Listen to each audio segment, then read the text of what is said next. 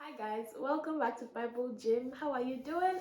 It's good to see you. It's another Wednesday, and I'm sorry I didn't put up any video last week. I tried for like 4 or 5 days straight and it wasn't going through. So forgive me, I did not know how to put out an apology before this video. Please accept my apologies. So I'm thankful you are here, and we're just going to jump right into the video. My name is Oluwabukumi. If you're new here, I'm thankful you're here. Like, share, subscribe, and comment if you'd like to. So yeah, today I'm just going to jump right into what we have to say. I already started to prepare for the video, what I wanted to say, what I thought I knew the Lord wanted me to say for this video, right? I knew it to a certain extent, and I got into a point where I was like, Lord, I don't get what you're saying perfectly. I understand it, but I don't know how to give it out, so I'm just going to allow you. And I'm in a place where I desire, please pick these words, I desire to pray more for you who are listening. I desire to pray more about the Bible Gym, because it's not just a YouTube channel, like a mere YouTube channel. It's it's like God's messenger, right? I'm like God's messenger. I am God's messenger. And if I took that more seriously, a lot of things will be happening and God will be more excited. So I'd like you to look at your life as I speak, because basically I'm holding myself and just realizing that only God can speak you out of silliness. Only God can speak you out of indiscipline or whatever you're going through.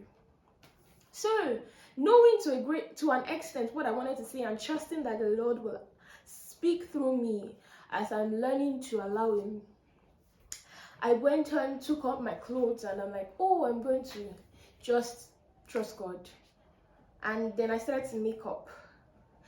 I don't take long when I'm doing all this, because like for me, I think like there are other things to do and it's running late. So I remember just a couple of minutes ago, like 20-30 minutes ago, I took my phone, because it's quite dark without the lights. I took my phone and I started to look to like touch up everything, and I just looked at myself, and I believe that the Lord spoke to me in my own, with my own voice, right, in my own head. And I said I'm taking more time to prepare my face than to prepare for the message. And I'm sorry I'm breathing this way and shaking and all. Yeah, please hold on, I need to close the windows because there's a lot of noise coming in. Please forgive that break, it was very necessary. So yeah, and immediately I said that to me in my head, in my spirit, to my mind, everything. It just dawned on me that it takes more than desiring.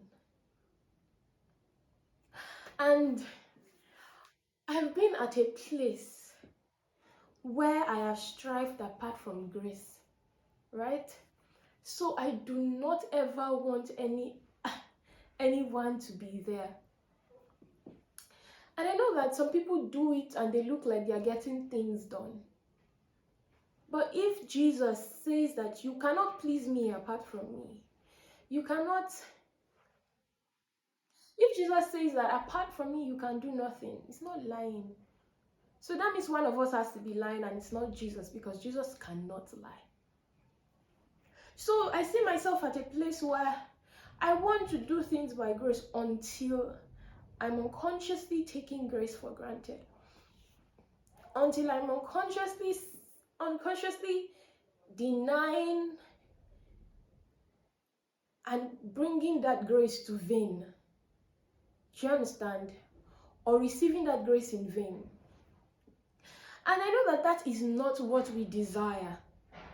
There's a part where Paul is saying that the things I do not want to do, those are the things that I do, and the things that I want to do, those are the things that I do not do. And he says, oh, what a wretched man I am.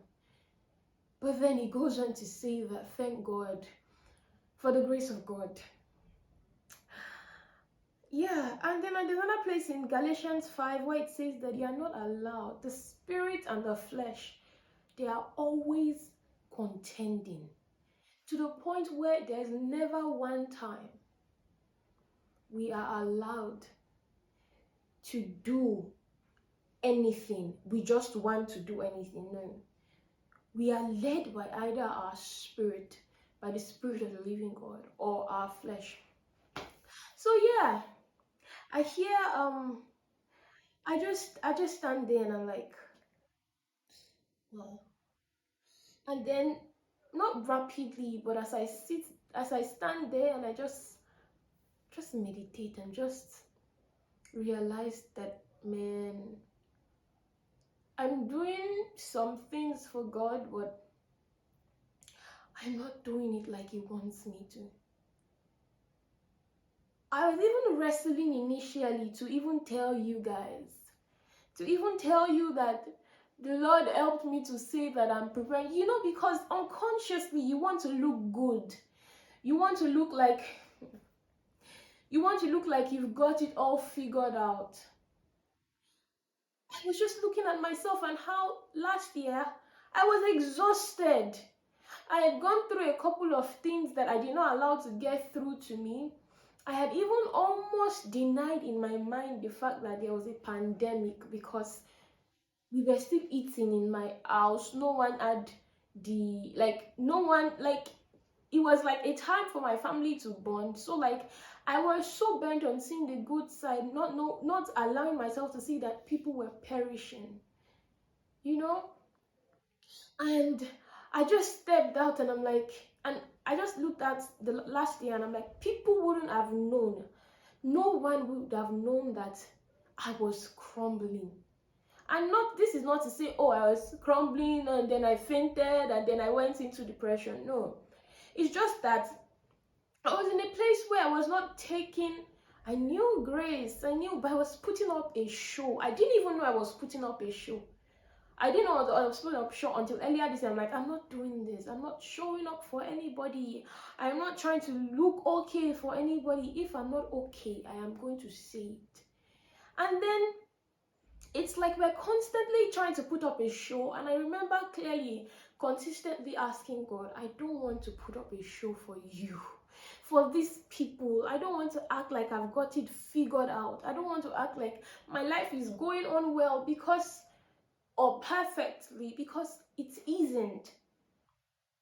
And then the Lord goes on to ask me and asks me to ask you that are the things that matter more, paying for the things that matter less.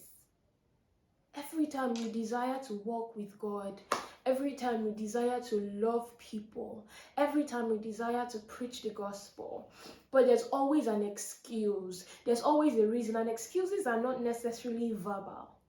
Because I learned a week ago, that communication is more non-verbal than verbal. So your excuse can be so deep in your subconscious that your excuse is scrolling on social media when you're supposed to be pouring yourself out into a project that God is asking you to, a relationship that God is asking you to, communion with Him like He's asking you to.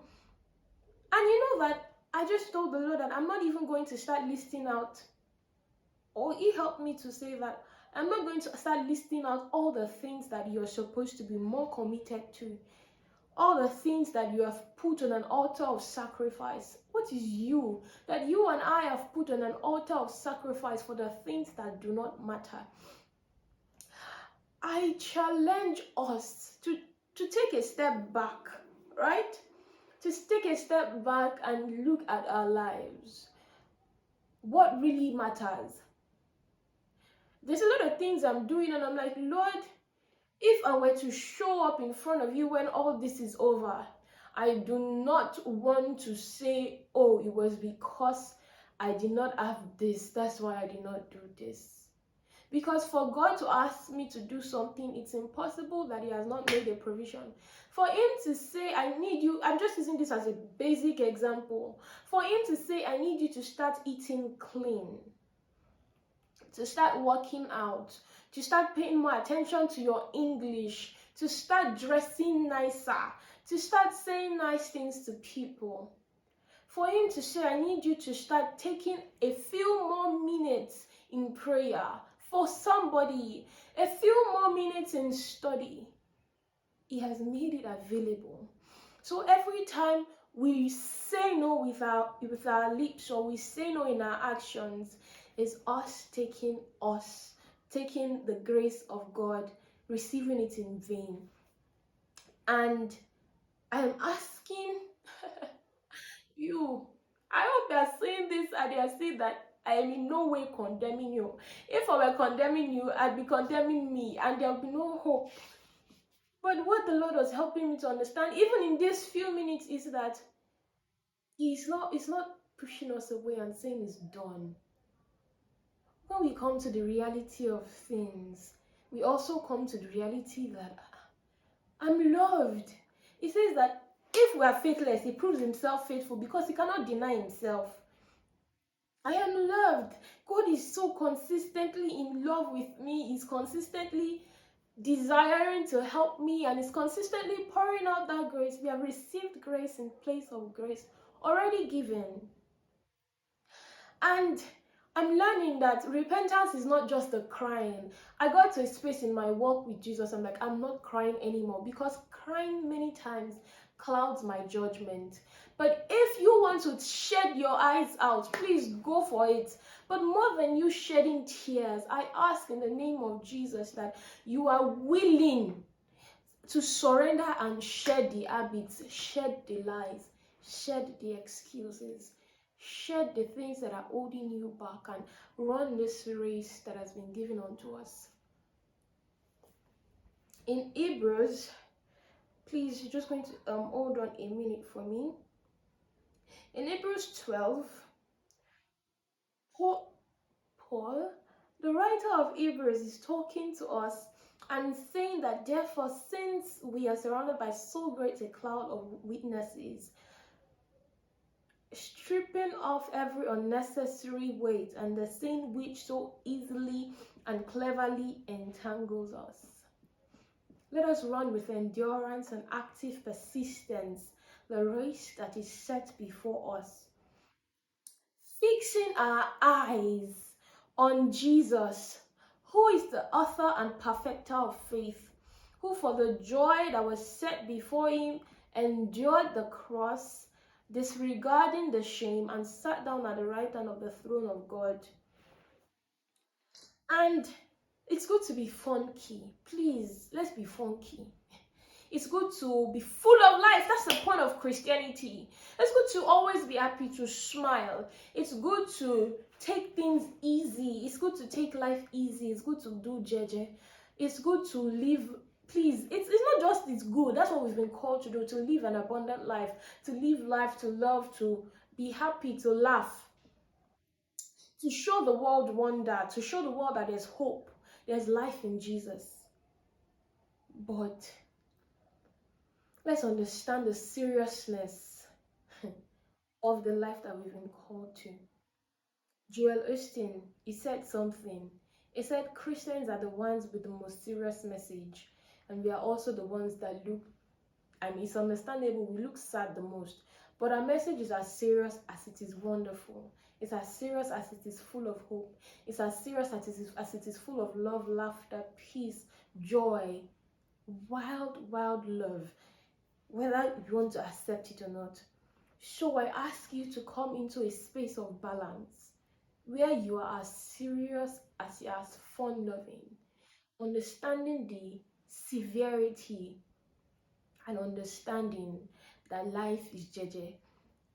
So yeah, I leave you with all that, and I'm going to listen to this too, because I need the Lord to allow me to teach me to live out my salvation, to work out my salvation in fear and trembling consistently, because He is working out, is working within me all that I need to please Him. Always remember that you are not helpless, you are not alone, you are loved. I call you loved, I call you blessed, I call you God, because that is exactly who you are. With love, see you next week, Wednesday, by God's grace. Don't forget to like, love, share, subscribe, and comment. Yeah. Bye. With love.